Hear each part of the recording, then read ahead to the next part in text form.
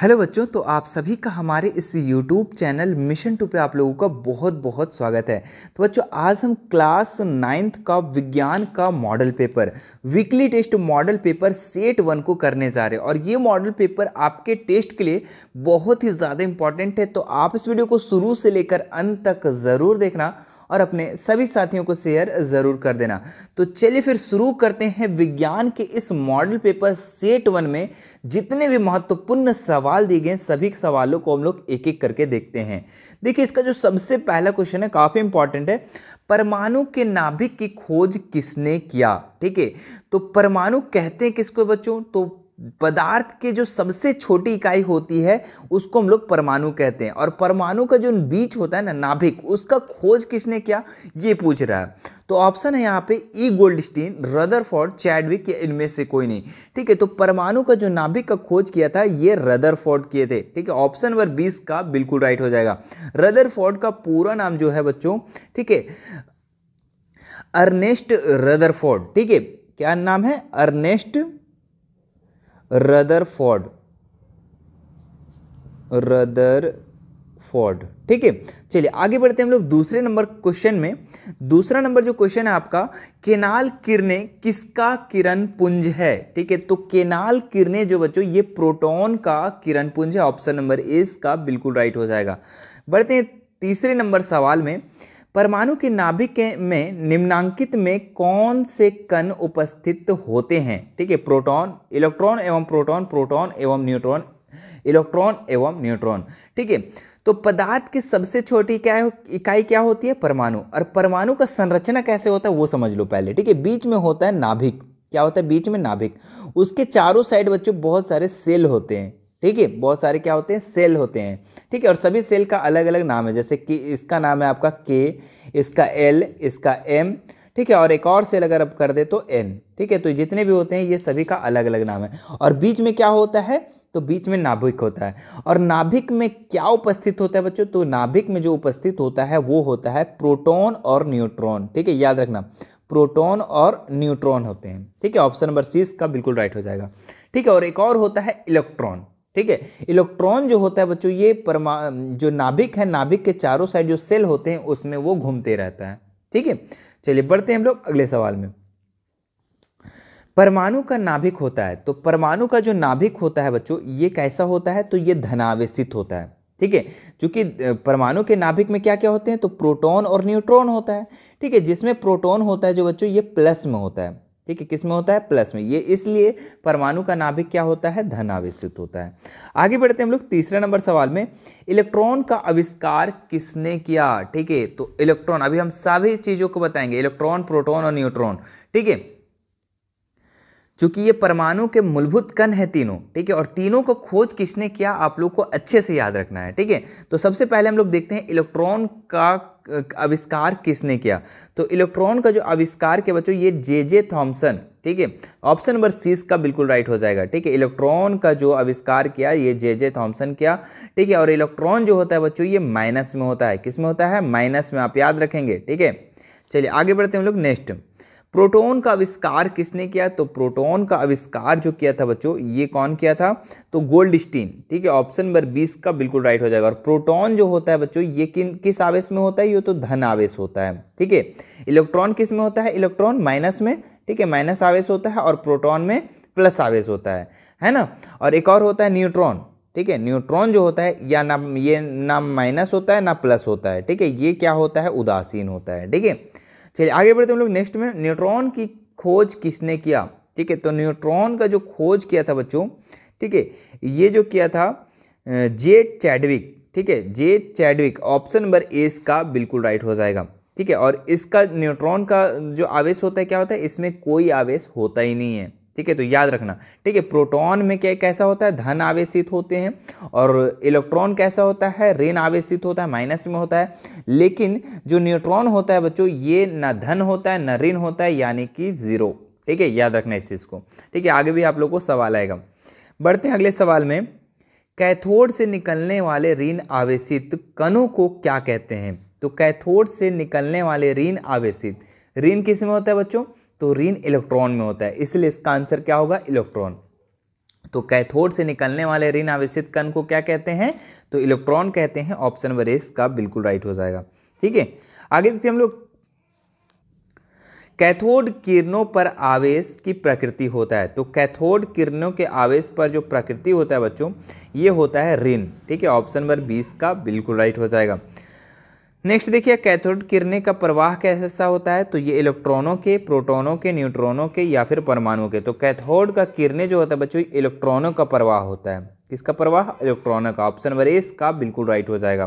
ठीक है, चलिए अब कुछ सब्जेक्टिव सवाल भी देख लेते हैं। ज़्यादा कुछ सब्जेक्टिव नहीं है, बस 2 क्वेश्चन है, इसको भी आप लोग अच्छे से देख लेना। ठीक है, सवाल क्या है, केनाल किरणें क्या है। ठीक है, तो इसका आंसर आपको लिखना है 1886 ईस्वी में गोल्डस्टीन ने धनावेशित किरण की खोज की, जिसका नाम उन्होंने केनाल दिया। ठीक है, तो 1886 ईस्वी में गोल्डस्टीन धन आवेशित किरण का खोज किया और उसी का नाम क्या दिया, केनाल किरण। ठीक है, तो आप इसको अच्छे से देख लेना।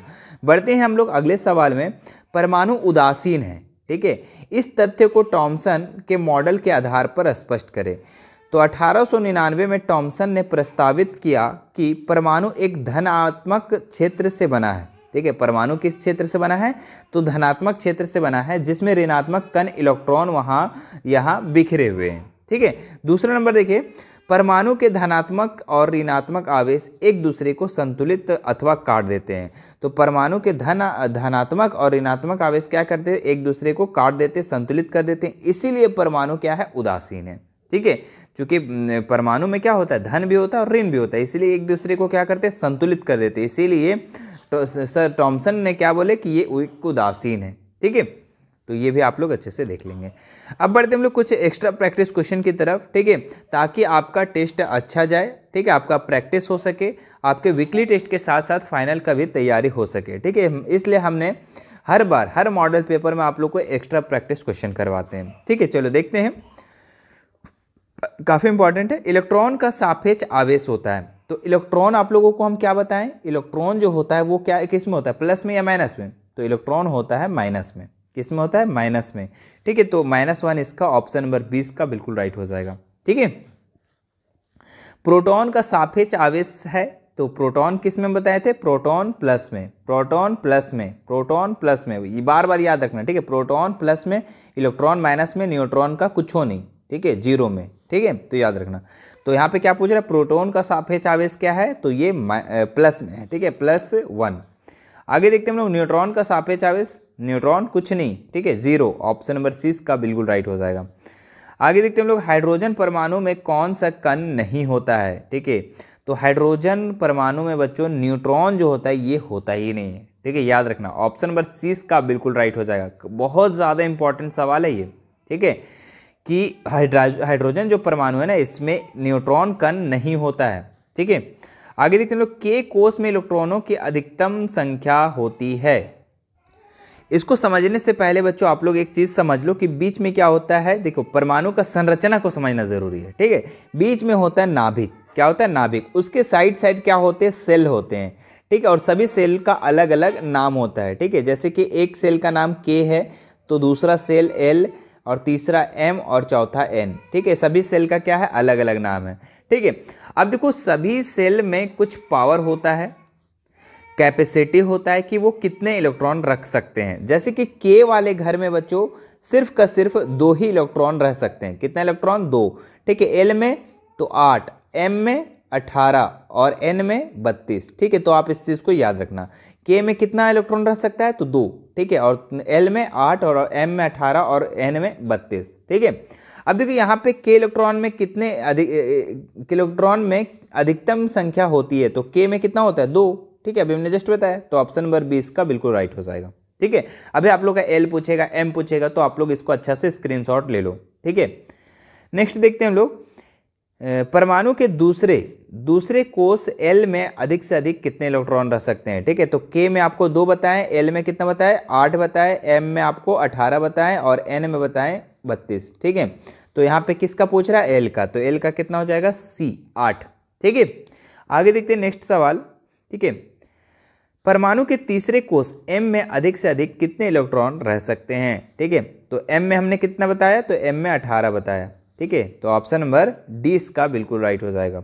आगे देखते हैं हम लोग, परमाणु के चौथे कोष n में अधिक से अधिक कितने इलेक्ट्रॉन रह सकते हैं। ठीक है, तो इसमें 32। ठीक है, एक बार फिर से आप लोगों को रिवीजन करवा दे रहे हैं। ठीक है, K L M N। ठीक है, तो K में अधिकतम इलेक्ट्रॉन कितना रह सकता है, तो 2, L में कितना रह सकता है 8, M में 18 और N में 32। ठीक है, अच्छे से याद कर लेना। ठीक है, आगे देखते हैं हम लोग, सोडियम तत्व के परमाणु में M कोष में कितने इलेक्ट्रॉन होते हैं। ठीक है, सोडियम तत्व, सबसे पहले देखो सोडियम तत्व का आपको परमाणु संख्या याद रखना होगा।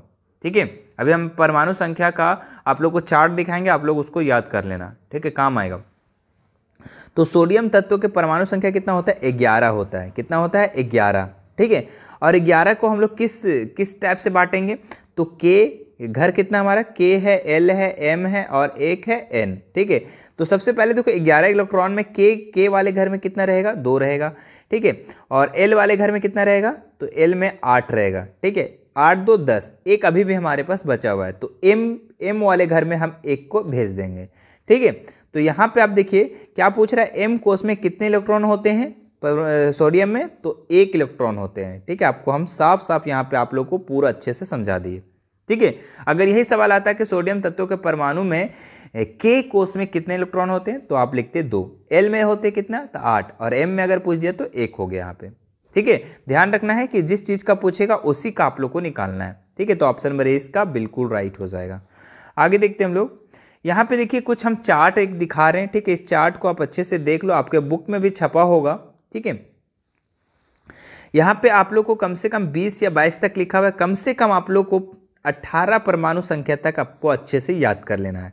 जैसे कि hydrogen, helium, lithium, beryllium, boron, carbon, nitrogen, oxygen, fluorine, neon, sodium, magnesium, aluminium, silicon, phosphorus, sulphur, chlorine, argon, potassium, calcium. ठीक है, कम से कम 20 तक आप लोग अच्छे से याद कर लो, 18 या 20 तक। ठीक है, कि उसकी परमाणु संख्या कितनी होती है और उसको किस रूप से दर्शाया जाता है। ठीक है, उसके दोनों संकेत को। ठीक है, अगर आपको ये चार्ट चाहिए बच्चों, ठीक है, तो हमारे व्हाट्सअप से आप जुड़ जाएंगे, व्हाट्सअप ग्रुप में। ठीक है, मैं वहाँ पे भेज दूंगा, या फिर टेलीग्राम में हमसे जुड़ जाएंगे, जिसका लिंक मैं डिस्क्रिप्शन में दे दिया हूँ। ठीक है, या आप हमारे इंस्टाग्राम पे मैसेज करेंगे। ठीक है, तो वहाँ पे भी आप लोग को हम प्रोवाइड करवा देंगे। चलिए नेक्स्ट देखते हैं हम लोग, हाइड्रोजन की संयोजकता है। ठीक है, तो हाइड्रोजन कितना नंबर पे होता है बाबू, तो हाइड्रोजन होता है 1 नंबर पे। कितना नंबर पे, 1 नंबर पे। इसकी संयोजकता कितनी हो जाएगी, तो इसका संयोजकता हो जाएगा 1। ऑप्शन नंबर ए इसका बिल्कुल राइट हो जाएगा। मैग्नीशियम की संयोजकता कितना होगा। ठीक है, देखो आपको इसको समझाते हैं हम अच्छे से। संयोजकता जो होता है ये होता क्या है ये समझो। सबसे पहले देखो मैग्नीशियम Mg, ये कितने नंबर पे आता है बाबू, तो ये 12 नंबर पे आता है। इसकी परमाणु संख्या 12 है। ठीक है, अब इसको हम बांटेंगे कि आखिर सभी घरों में, K घर में, K वाले सेल में, L वाले M में कितने कितने लोग रहेंगे। ठीक है, जैसे कि K L M N। ठीक है, 4 है, 4 कोष है। अब देखो K में कितना रहेगा, 2 रहेगा, क्योंकि 2 ही आदमी ही रह सकता है, इसमें 2 ही इलेक्ट्रॉन ही रह सकता है ना। L में कितने इलेक्ट्रॉन रह सकते हैं, तो L में 8। ठीक है, अभी कितना हुआ, 8 2 10, अभी भी 2 बचा हुआ है हमारे पास। तो M में कितना हो जाएगा, 2। ठीक है, M में कितना हो गया, 2।